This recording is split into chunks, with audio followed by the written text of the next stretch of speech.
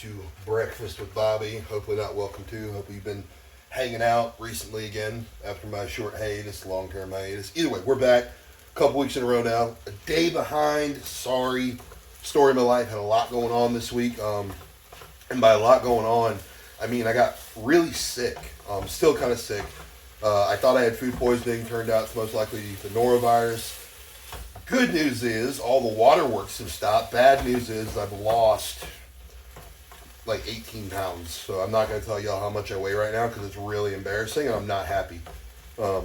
Especially with how well my body was doing before I got sick. So, and then another weird thing has happened where it's like the norovirus, it's like it went from like a stomach thing and like to now it's like a head cold thing. So that and pollen and allergies, it's just been a rough one. It's okay, we're bouncing back. Getting breakfast made, and then an extra meal made too, because I got to get on the road early this morning. One, controversial topic, training when sick. Crap. Shit. Alright, hold on. I got to think this through. I forgot to put my beef tallow in the pan before I drop my eggs. Yeah. Hold on, boys. Back to get squirrely. Spatula. Spatula. Had to deviate. We might be able to save the eggs, though. Maybe. So, point being, training while sick and how to do so. Well, I'm going to be honest with you. Training when your body isn't healthy or when the system isn't really anywhere near close to functional, not necessarily optimal, but functional, isn't something you should do. You genuinely shouldn't do it. Now, there are situations where if you're an athlete, then you may have to go do skill and familiarity. You just genuinely may have to. That being said, you need to look at what kind of sick you are. Are you head congestion, where your biggest thing is going to be you can't really hold your breath, you probably can't brace that well, you're not sleeping because you're not breathing in your sleep like you should be. You're basically, if you have a head cold, you have sleep apnea. You may not have sleep apnea, but for the time you have that head cold, you have sleep apnea. So that's basically what you're uphill fighting. And then if you have a GI issue and a head cold or just a GI issue, the primary function or primary concern becomes how do we fuel? How do we get food into the body? That we're going to go, push out. Well, one, you do not train when the waterworks are in full flow. What I mean by that is if you've got a situation where it's like coming out of both ends, you're not going to fuel that back in to go train. Because if anything, the training is going to accelerate that whole process. And not to mention, when you're in that kind of distress, your body's pushing out fluid, nutrients, before it's even really being processed, and before you're even able to process anything from it. So you're actually in a really electrolyte and nutrient deficient zone that is most likely going to result in some kind of injury if you go try and hit the gas pedal. So, once the waterworks have stopped, you need to start fueling, you need to start hydrating. A big one for me is I look at my veins. I look at what condition my veins are in and what they're normally in. I know what they should look like when my body's happy. And if my veins aren't happy, if my veins aren't responding, if I'm cramping, I'm not going to go. But even when I do go, I put up that post on Instagram talking about the adjustments that I made to my whole training cycle because I wanted to train sick, which I still am. Now, fueling when you're training sick, when you have a GI issue, right away you want to get rid of any of your like sloppy carbs, sloppy or wet carbs, and then like your sloppy and really fatty protein sources. At least my opinion personally. And in doing that, I make everything super bland. And this, I'm talking about if you're coming back from not being able to eat anything. Like I didn't eat a single solid piece of food for 24 hours. And then after that, I think the next day I had a PB&J on sourdough. That was it. So I'm talking, you're coming back from the extreme. You don't want to start plugging in all of those makeup meals that most people would do. No, if anything, you want to go more bland than what you could potentially be accustomed to. By the way, we did not save the eggs. They're going to be edible, but they are not going to be in condition that I generally like them to be in. But it's okay. It happens. That being said, dry carbs versus the wet carbs and the things that are going to hang out in your stomach for a long period of time. Your body's already got a lot of dysfunction going on down there, and the wetter a carb is usually, or like the sloppier it is, or the fattier the meat is, the longer the digestion process and the more it's going to require of your body to get that job done. And right now, your body doesn't need to be dealing with that. It needs really easy to process foods, really easy to process, energy sources. So, and things that are not going to require a lot of chewing in that situation, because nobody wants to chew in gastric distress. So I personally shoot for crunchy, dry, corn-based carbohydrates, or Rice Krispie. Rice Krispies are pretty solid too if you can handle the sweet. But corn nuts and popcorners are my go-to.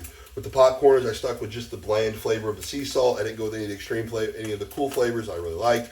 And then corn nuts, I noticed pretty much both flavors that I was able to get access to were just fine. But I found that the corn nuts were easier to put in my body. Were easier to put in. Wow, I'm burping while cooking. Sorry guys, YouTube etiquette down. Don't cancel me. So I noticed that as the dry carbs got into my body, there was more of an immediate like, oh, okay, here's energy. I know what to do with this. Versus if those had been wet or slower digesting carbs or sloppy carbs, my body would have had to have contended with it, which I feel like would have given me more time to feel like crap and not getting any of the positive of eating those carbs. So fast-acting dry carbs. The corn nuts, popcorners, I'm sure there's a variety of them out there. These were just the ones that I came across that I like. Toast. Sourdough toast would be well. Don't put peanut butter on it. I know people do weird things and put peanut butter on toast. And I have it sitting here, but don't do that. Not in this situation. So that was kind of like my fuel intention. My protein source was primarily chicken, which is very easily seasoned ground chicken.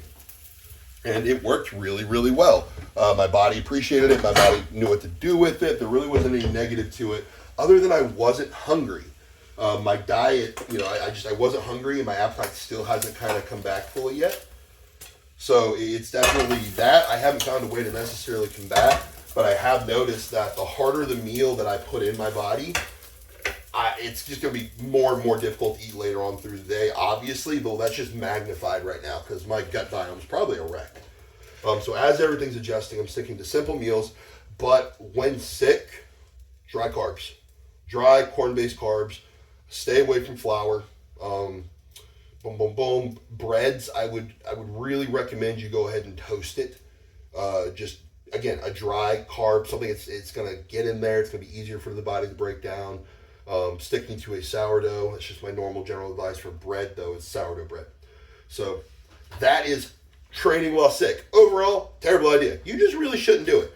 But if the dark voices in between your ears start getting a little loud, then you got to go train. And that's what just some of us have to do. So we have to find the best ways to do that. Sometimes that means being a little irresponsible. Now, the next thing I want to talk about, deadlift. I love deadlift. I really feel like if you guys don't know that by now, then it won't take you long to figure out. I love deadlift and I love pressing. That being said, I'm tired, and I think it is tired of hearing about the deadlift world record coming, who's doing this. I think Thor and Hoop could do some really impressive things with it, but I'm tired of hearing about it. And it seems like the sport of strongman is no longer strongman. It seems like they're trying to turn it into the sport of deadlifting. Now, the other thing I don't understand is there's a young kid. I say young kid, excuse me. There's a young man who I've seen some videos popping up. Mitch was talking about him. God bless it. I can't remember his name. I'll edit it in here. It'll be over there. But he is on the verge of pulling a 500 kilo sumo, which I think is just cool because it's 500 kilos and it's a sport and he's about to do a cool thing. I think it's cool. But what gets old is when you see people and organizers and I saw 3 of them this morning on Instagram. Strong men are getting concerned because the kid's on the verge of actually pulling 500 kilo sumo, And it's okay, that's cool, just because. But you see all these posts saying strong men are getting worried. No, we're not. And we really don't care. I mean, guys, I was there when Dan Griggs almost pulled 500 kilos at the American Pro years ago. I was there. I saw it. I shook his hand afterwards. It's one of the coolest things ever. But the strongman there being myself and the dude at the moment, Dan Griggs there, we were in no way concerned about the other one doing something in the other sport. Like, it just really didn't. Just really didn't matter. Like, I told him congratulations. That was really impressive. We talked briefly. We talked about the Kabuki bar. We talked about his thoughts on it, my thoughts on it, and then it was kind of done. So it just seems like people are trying to pit powerlifters and strongmen against each other, which to me doesn't make a whole lot of sense. I see the arguments back and forth of the not so kind of accomplished, individuals within both sports trying to argue which one is better or which one might be worse. And again, it's just funny because, like I said, it's usually coming from the not so accomplished on either end of the sport, when myself being, at various points in time amongst the top in strongman, and I've gotten to bump shoulders with the top in powerlifting, we don't care. The conversations never happen. So it just seems to be something that everyone else is far more concerned with than we are. And it's getting really old. Especially when it's comparing apples and oranges. Like, strongmen, we are strong. That's what we are. We're athletes, we're strong. We have to be fast-ish. If you're fast, it helps, but not all of us are, so I say fast-ish. We have to be fast. We have to be big. We have athletes, and they're actually athletes that are on the top end of the super heavyweight and the open powerlifting classes. Like, we have the size, we have the individual. They're two very different sports. I would say powerlifting is actually closer to being a real sport than strongman is, if I'm being honest. But again, why is everyone so assumed with arguing, or trying to equate like a deadlift done at a powerlifting meet to a deadlift done at a strongman meet or a strongman contest? Like, a deadlift done at a strongman contest is a strongman deadlift. A deadlift done at a powerlifting meet is a powerlifting deadlift. Not two comparable things, but also at the same time different for any reason that powerlifting is more stringent, obviously, on their judging what their deadlifts and strongman is. It just doesn't matter who the judge is or what the show is. Now, that being said, if the question becomes what's the heaviest deadlift of all time pulled, it will be the strongman deadlift. It's just going to be, because we're allowed to do things to make that happen that powerlifters in various federations are not. And that's because they're two separate sports. So I'm going to tell you, there is nobody in the top 10 to 15 of strongman that is remotely concerned about somebody deadlifting 500 kilos. Not at all. We're excited to see it happen because we're fans of strength. Powerlifting is a sport that involves 3 skills: squat, bench, deadlift. Strongman is a sport for the individual who can create the skill to do something that probably hasn't been done before. They're very different things. It is better for a strongman to be stronger than they are good in the beginning than it is for a powerlifter. A powerlifter needs to be better than they are strong in the beginning. And now the strongman's starting to veer. We're starting to get that way, but we won't have the judging standard you guys do immediately. Therefore, it won't be the same. So I just find it ironic that there are things that are being preached uphill to the best in the sports by people lower on the hill that they have no skin in that game. But they're trying to argue how important it is to the people who have everything to lose or gain by it happening. It's interesting, and maybe it's the fitness industry.